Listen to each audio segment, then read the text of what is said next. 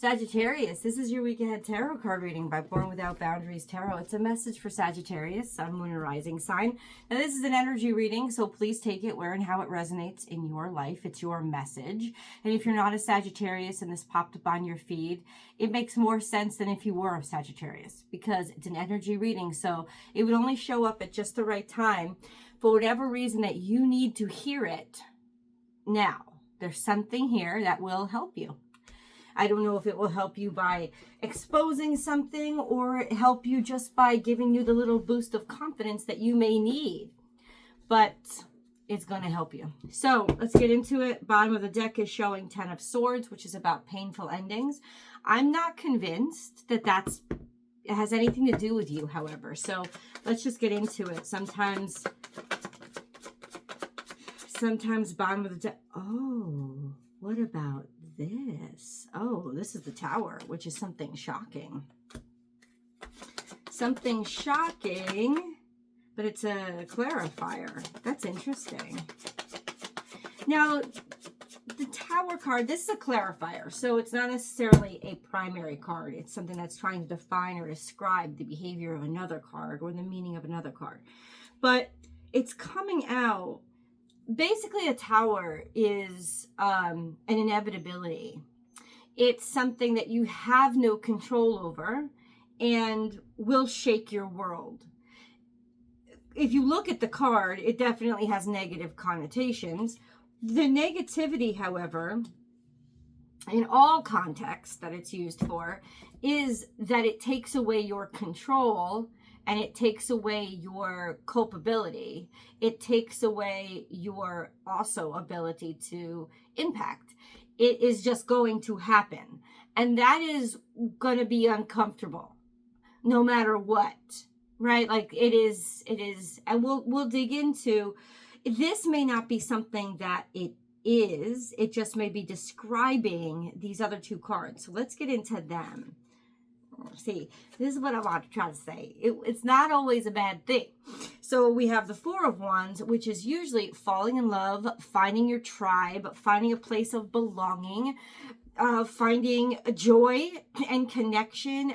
Almost like it's like finding a solid place for your passions. It's finding a place where your passions and your talents and your skills and your energy just belong and will help to stabilize them, a stabilization for everything that you are, you know, the best of yourself. And finding people, I woke up a little schlocky today, I apologize, and finding people who actually get you and support that. You know, sometimes it's called the wedding card, the marriage card, and other adaptations of it, the more traditional adaptation of the card, or, you know, the drawing on the card. It is the marriage card, could be the 1111 card. This is a very happy card because it's passionate and there's movement, but there's also stability at the same time. So it offers you a beautiful balance of progressive energy. And then we have Ace of Cups, and Ace of Cups is traditionally all about love, all about feeling filled up with joy and happiness and abundance, something that is a true demonstration or offering of love, of connection, of communion.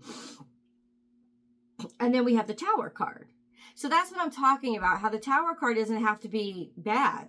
It's just shocking and it's going to happen. It's inevitable. So this hits you like a ton of bricks. This is a connection with another person or a group of people that hits you like a ton of bricks, and it makes you establish yourself in a way that, like, it's establishing yourself in a way that really has impact, not only on you, but on the group. And the impact that it has on you or the other person, that it may not be a group, but the impact that it has on you is profound as well, because it makes you realize how valued you are. It makes you feel how cared for you are and how much you really belong there. Now, all of a sudden this happens. So it could mean that there's a situation in your life right now where you're just like, I do not fit in here, or this person does not freaking like me. And it's going to shock the living daylights out of you that suddenly you become essential to this person, that, or to this group, could be at your work or whatever, where all of a sudden they're just loving up on you because it's just impacted correctly. Everything has lined up, and this is where you belong. This is a feeling of sudden belonging, acceptance, and success, right? Now, in the most basic terms, and it could be that this is very basic for you right now, you're about to meet somebody who is going to blow your world. It's going to blow your mind. It's going to blow your world up in the best sense, in the sense of instant love at first sight kind of energy. But once again, this is a general reading. Usually 1,000 people watch this or more. So, and that's not huge numbers for views on YouTube, but still, I mean, there's a lot of different people could be impacted in a lot of different ways. And so what this is, though, is a really good thing happening to you all of a sudden. All of a sudden, and this really good thing has to do with belonging and acceptance and connection with another person or some other group. Like I said, all of a sudden it could be just bam, lightning strikes with the job market, lightning strikes at your workplace, right? Lightning strikes at just the right time to create a community, to create a connection, to create opportunity for success, definitely. But I like the romantic angle as well. What's wrong with that, right? Like, hello, I'll take it. I don't think I have many Sagittarius placements, but I'll take it. Let's get a moon card. We'll investigate.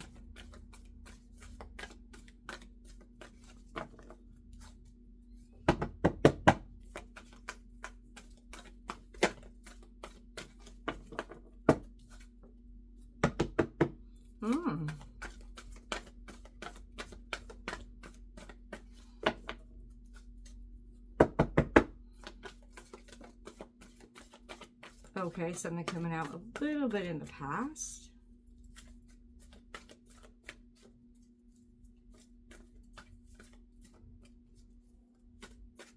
Okay.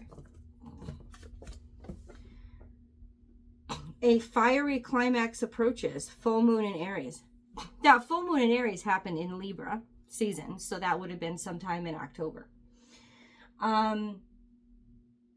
Probably more toward the end of October.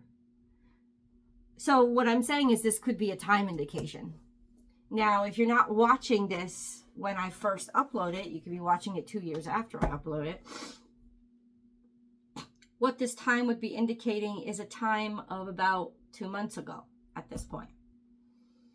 Because where we are right now is mid-December, and this would have happened, this actually happened in late October. So we're talking about a month and a half, 2 months ago. Think about something that happened, a confrontation that happened about 2 months ago. It doesn't have to be physical. It would just have to be very in your face and very visceral. So it could have been an explosive argument. It could have been, yeah, it's some sort of a fiery climax approaches. I say confrontation because Aries is very confrontational energy, right? But it's something that just kind of like, once again, blew up, demonstrated itself, showed itself, came out, was all of a sudden in your face. Or it could have been an actual confrontation. This would have been a way to purge anger or frustration, and a sort of an enough is enough kind of moment, right? And now all of a sudden you're shocked that there's connection and belonging. I love this. This is kind of the story of enemies becoming friends. But see, this is the thing. It was never an enemy. And the reason why there's such a strong bond or connection now is because there was such honesty in the past. You know, this is a somebody or a group that you don't have to have any pretenses with. Because there's no reason for there's already been the confrontation of all those energies that, you know, had to explode and be real, to be real with each other, to be honest with each other, to say what you want to say what you mean, to say what you feel, to say those things. Be very important. And that's what it is almost like you're shocked that there's a connection here, but it's emotional clarity and honesty that creates a true connection. And so that's why it's happening. And it's also a clue as to who this is or what situation this is going to be happening in your life. Okay. Let's try these. That's pretty awesome.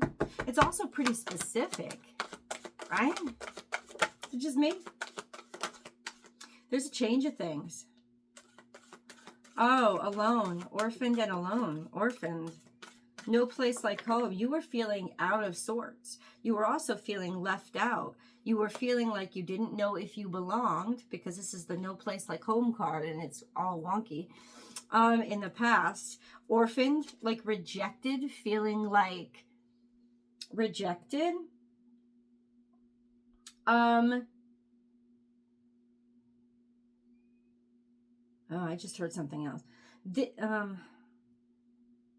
This could be that you feel abandoned, that you're shocked. Shocked that things are changing, shocked that things are shifting, shocked that things are going from something that wasn't very flattering or interesting, or there's something transitional here. So what some of you could experience is a rejection because of something that builds up and finally explodes in a situation that you thought was harmonious, and then it leaves you alone, because that would be for the tribe that's been carrying anger, that's been carrying something inside of them that is going to pop out or pop off, and that's going to lead to a need for a change or a need to transition to something, somebody, or somewhere else. But that's also very good, because what it's doing is ripping open the gate, ripping open the cage. That's what it is. It's a cage. It's not a gate. I saw an image in my head, but it's a cage, not a gate. Ripping open this cage so that you can transition to a much better state of being, state of living, and also a much more authentic. So this is like precursory to you leveling up. Precursory. But can we get some specific, like, why is the orphaned card here?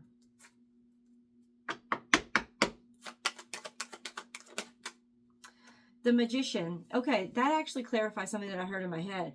When I saw the orphan card, what I heard in my head was, because you're left to your own devices. This is actually then not a terrible thing either, because we have the Magician clarifying it. And the Magician just says, your talents, your skills, your capacity, your capability is being bought out because you feel like you're left alone. But what that does then is create a connection and a dependency, like a realization that they need you. And then you're going to start to see things shift right quick. Maybe in about another month and a half, there will be a shift toward greater appreciation. Definitely. Wheel of Fortune. Here it is in your lap. It's like this just happens to land in your lap. It would be like a scenario at work, for example. This doesn't have to be at work for you, but this is just sort of to paint the picture. It'd be like a scenario at work where, say, you weren't doing well, or you weren't feeling like you were doing well or doing right, and then bam, something happens to the company or something happens to your team, and you get thrown a project that just really sideswipes everybody else. But here you come with your own individual, particular set of talents that perhaps were not being used or needed up until that point. It's like Rudolph the Red-Nosed Reindeer. Oh my God, that's so silly. But it's cute and it's season appropriate. So let's go with it. It's like Rudolph the Red-Nosed Reindeer. You know what I'm saying? Like all those motherfuckers, Donner and Blitzen assholes, were all pieces of shit to him, right? That he did not fit in because he had a red nose. Now, one could argue that the reindeer tribe wasn't just prejudiced for prejudice's sake, that there is a certain level of stealth required in their job, right? And having a big ass shiny red nose could wake people up, which is not what we want on Christmas Eve. You know what I'm saying? So one could say that they were being protective, but honestly, even that came out as being assholes, right? You know what I'm saying? They were rejecting poor little Rudolph, even though he had natural skills, right? He was the first one flying in his class. Go watch the movie. So he had natural skills from the very beginning, but suddenly they found out his oddity and he was rejected.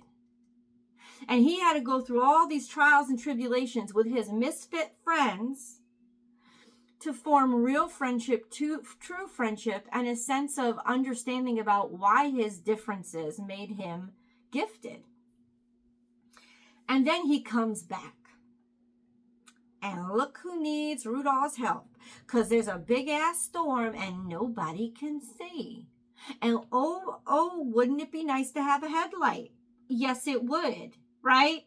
Especially an infrared headlight that can show you shit in the dark. See what I'm saying? That's what this is. This is your oddities. What you felt made you rejected. What you felt made you ostracized. And maybe it wasn't just a feeling. Maybe it actually was how people or a person was treating you. Suddenly something happens in the... Listen, I've only ever seen this in Sagittarius. It's like this shit happens to you guys regularly. Where this turn of events that could have been disastrous for everybody else ends up being just honestly a gift from God. Because now it's like they get why they need you. And they're seeing who you are as not the other or a threat to them, but as the greatest gift that could have been given. Because it is just the right fit for this time. Divine timing. This tower moment that happens and you show up. The storm that happened and Rudolph's red nose was there. It's like, and they will never treat you the same again. They will always treat you better. Because this is when you go from a reject to hero. It may not be that dramatic in your life, but that's kind of what it is. It's like, they didn't get you. They didn't get, see those faded wings and stuff? They didn't get you. They didn't get why it was so special. And now it's like their lens for how they view you is shifting. And it won't ever shift back. Do you like this message? Come on over with me to the extended reading. I like there's such greatness that happens. And I hope to see you there. I'm going to read the moon. I'm sorry. I'm going to read your angel message. We'll start with that over there. I'll see you then.